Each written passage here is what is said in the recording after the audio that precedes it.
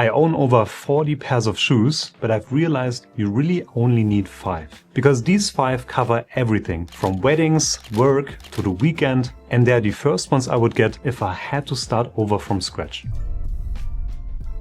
So let's start with the most versatile pair in the lineup, a pair of suede loafers. You can wear them with super casual outfits, think for example shorts or jeans, but you can even wear them with more formal looks, such as wool trousers and a sport coat for example. Of course we have many different loafer styles that you can choose from. You could go with penny loafers, tassel loafers, horsebit loafers, Belgian loafers, but in my opinion the most versatile choices would be either a classic pair of penny loafers or tassel loafers. In terms of color, I think mid brown or dark brown would be your best choices. And the reason why I picked suede here is because texture makes all of your looks a little bit more interesting, especially for more casual outfits. The pair that I have here is from Myrquist. It's in a medium brown suede and I think it's absolutely beautiful. One thing you want to keep in mind is that when you buy any shoe in suede, you probably want to use a suede protection spray, which is going to protect the suede when it's raining, for example.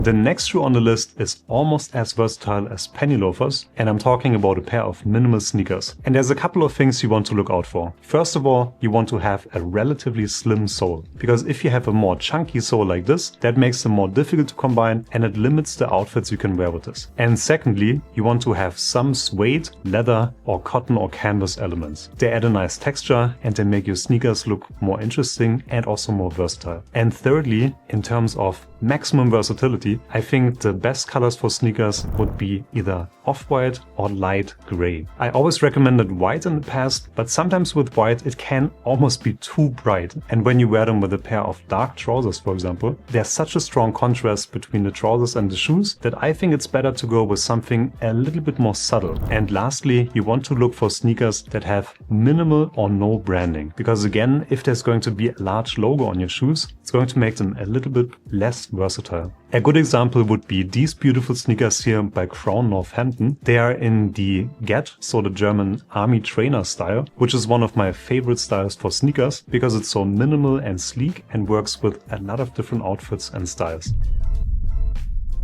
The third shoe on the list is a nice pair of boots. And that's because there's so many different variations that you can choose from, which means that no matter your style, whether you like to dress more formal or you like to dress very casual, you will always find some kind of boot that you like. And boots are a very masculine item that's also highly practical. And for me personally, I would pick either a pair of Chelsea boots, chukka boots or lacer boots. All three of those are very versatile, and depending on their design, you can wear them with jeans, but you can even wear them with wool trousers or more formal looks for winter as well. Because if you go for a very sleek looking Chelsea boot like this, you could even wear this with a suit, for example, but then if you go with a little bit of a rounder and more bulkier Chelsea boot like this, it's going to be better suited for more casual outfits. So you can choose whatever fits your personal style. And one pair of boots that deserves a special mention, I think, should be the suede chukka boot. Because this boot is incredibly versatile. The only downside is that it's not the warmest boot. So this one is ideal for fall, maybe early winter, or also in spring. And in terms of color, I think dark brown is the best pick because it's going to work with a lot more trousers than if you go for black boots, for example. And it's of course better suited for the cold weather than if you go with a lighter color.